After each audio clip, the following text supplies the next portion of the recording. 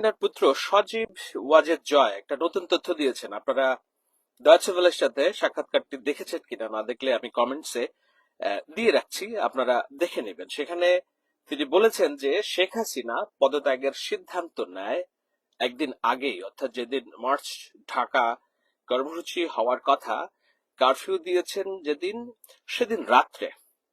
কিন্তু আওয়ামী লীগের একমাত্র ওবায়দুল কাদের এবং হাতে গোনা দু একজন ছাড়া আর কাউকেই তিনি এই তথ্য জানাননি।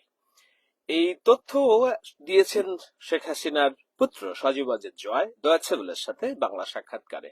এখন এবং এই সাক্ষাৎকারে তিনি আরো যেসব কথা বলেছেন, সেই প্রেক্ষিতে আমি হুট করে এসেছি কথা বলতে। আমি ইউটিউবে এটা নিয়ে বিস্তর ভিডিও করবো, আপাতত তাৎক্ষণিক প্রতিক্রিয়া সেটা হলো যে একদিন আগেই যদি শেখ হাসিনা পদত্যাগের সিদ্ধান্ত নিয়ে থাকলেন, তাহলে কেন তিনি পদত্যাগটা করলেন না এবং ওই রাত্রে কেন ঘোষণা দিলেন না? ঘোষণা দিলে তো পরের দিন যে প্রাণহানি হলো, শত শত মানুষের, আওয়ামী লীগের হাজার নেতাকর্মীর বাড়ি পুড়লো, এই যে সংখ্যালঘুদের নিরাপদ নেই বলে মায়া কান্না কাঁদছে, তাদের জীবনের হুমকি তৈরি হতো না? বাংলাদেশের রাজনীতিতে আওয়ামী লীগের যে ভবিষ্যৎ, সেটা ঝুঁকিতে পড়তো না? নিঃসন্দেহে ঝুঁকিতে পড়তো না যদি শেখ হাসিনা বলতো যে ঠিক আছে, আমি পদত্যাগের ঘোষণা দিচ্ছি, আগামী 3 মাসের মধ্যে একটা নির্বাচন হবে, সেই নির্বাচন আমি ক্ষমতা থেকে সরে যাচ্ছি, একটা ইন্টারিম গভর্নমেন্ট হবে, রাষ্ট্রপতি যেন উদ্যোগ নেয়, সংবিধানে আমরা পাশ করছি, আসো আমাদের সাথে আলোচনা করো, আমি এই মুহূর্তে উদ্যত্ত আহ্বান জানাচ্ছি,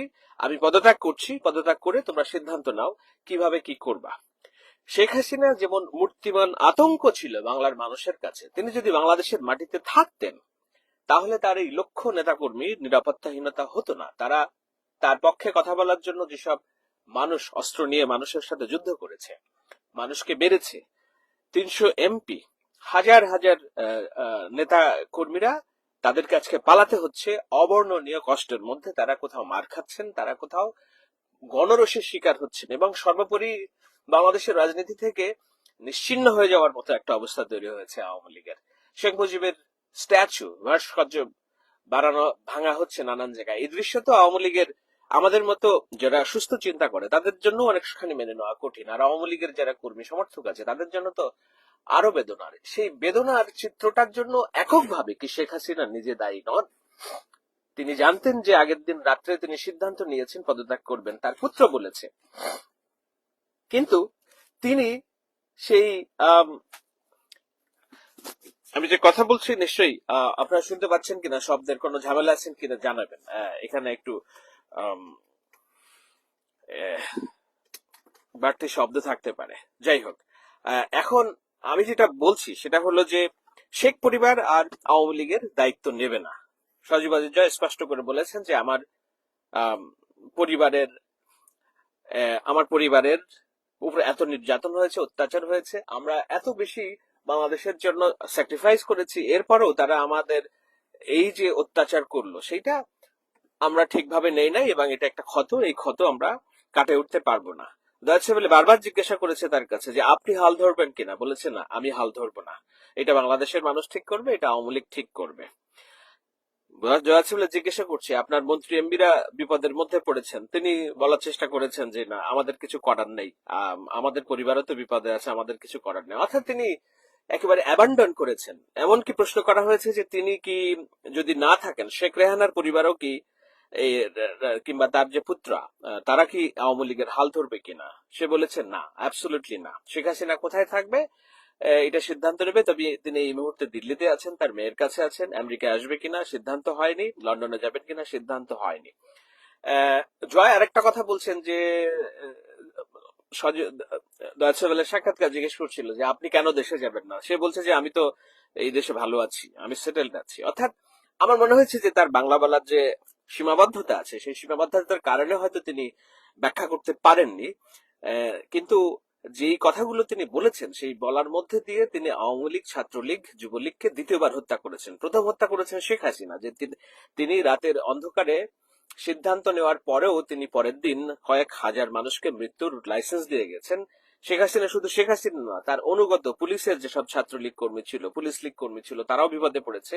অগণিত পুলিশকে পিটিয়ে মারা হয়েছে, তাদেরকে চাকরিচ্যুত করা হচ্ছে এবং তারা জীবন মৃত্যুর সন্ধিক্ষণে শঙ্কায় দৌড়াদৌড়ি করছে। বাংলাদেশ একটা কমপ্লিট ক্যাওয়াসের মধ্যে পড়েছে। নিশ্চয়ই তিনি চেয়েছিলেন যে বাংলাদেশ কমপ্লিট ক্যাওয়াসের মধ্যে পড়ুক, অথচ তিনি এটি এড়াতে পারতেন। তিনি আগের দিন রাত্রে যদি সিদ্ধান্ত নিয়েই থাকেন তিনি পদত্যাগ করবেন, তাহলে কেন তিনি ডাকলেন না এবং রাষ্ট্রপতিকে ডেকে একটা অন্তর্বর্তীকালীন সরকারের জন্য স্পেস তৈরি করলেন না, যেন আইন শৃঙ্খলা ঠিক থাকে, তার এই যে কথিত উন্নয়ন সেটা যেন ঠিক থাকে না থেকে তিনি দেখতে চেয়েছেন যে আমার এই হঠাৎ চলে যাওয়া অনুপস্থিতিতে যে ধ্বংসযজ্ঞ হবে সেটা দেখে তিনি একটা মনে পরিতৃপ্তি পাবেন।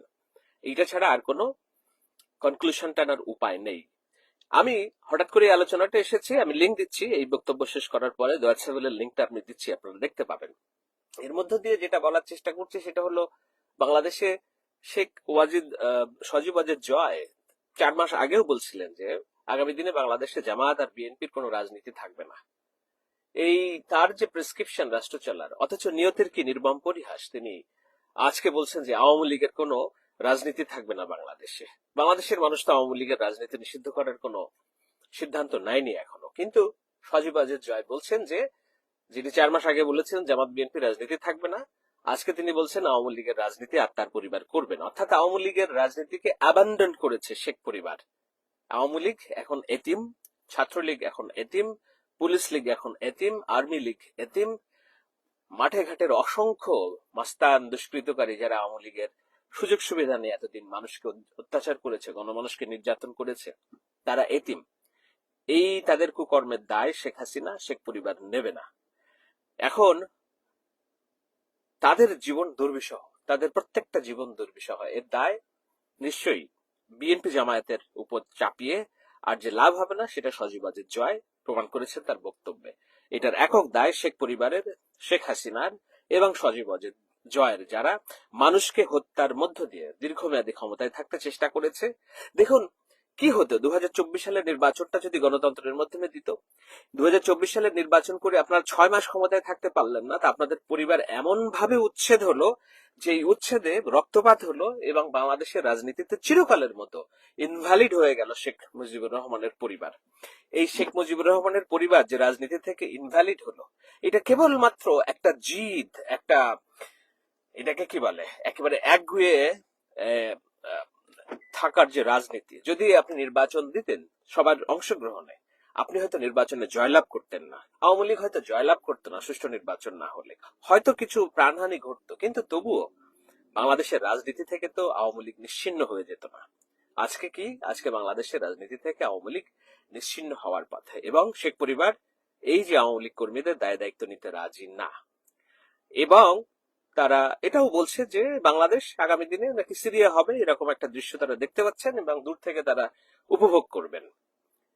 আমি ভাবছি যে বাংলাদেশের আওয়ামী লীগ, ছাত্রলীগ, যুবলীগ এবং লক্ষ লক্ষ আওয়ামী সমর্থক, কর্মী, বুদ্ধিজীবী তারা কতটা না অসহায় এবং কতটা না বিট্রেইড, অর্থাৎ তাদেরকে একেবারে প্রতারিত, যে এই আওয়ামী লীগের উপর ভরসা করে তারা এতদিন রাজনীতি করেছে, তাদেরকে অ্যাবান্ডন করলো আওয়ামী লীগ এবং সজীব ওয়াজেদ জয়। তিনি যদি এই বক্তব্য না দিয়ে বলতেন যে না, আমরা প্রতিবাদ জারি রাখবো, আমরা অব্যাহত ভাবে আমরা দেখব আগামী দিনের রাজনীতিতে বাংলাদেশের আওয়ামী লীগ ছিল, থাকবে, তবুও মাঠের ছাত্রলীগ, যুবলীগরা একটু স্বস্তি পেত, তারা সাহস পেত। এখন আর তাদের সেই সাহসের কোনো জায়গা নেই। একটু পরপর যারা বলতো দেখে নিব, দেশে আসিস না কেন, তোর বাড়ির ঠিকানা দে, এই লোকগুলোকে আপনারা এইভাবে এতিম করে গেলেন। শেখ হাসিনা, সজীব ওয়াজেদ জয়, এটি আমার প্রশ্ন নয়, এটি ত্যাগী আওয়ামী লীগ, ছাত্রলীগ নেতাকর্মীদের প্রশ্ন। আপনারা নিজেদের কাছে প্রশ্ন করুন। শেখ হাসিনা, শেখ পরিবারের উপর ভরসা করে আপনারা বাংলার মানুষকে যে এইভাবে নির্যাতন করলেন, হত্যা করলেন, লুটপাট করলেন, 15টা বছর বুক চেপে ধরলেন, স্বৈরতন্ত্র কায়েম করলেন, কি লাভ হলো আদতে আপনাদের? কি প্রাপ্তি হলো আপনাদের?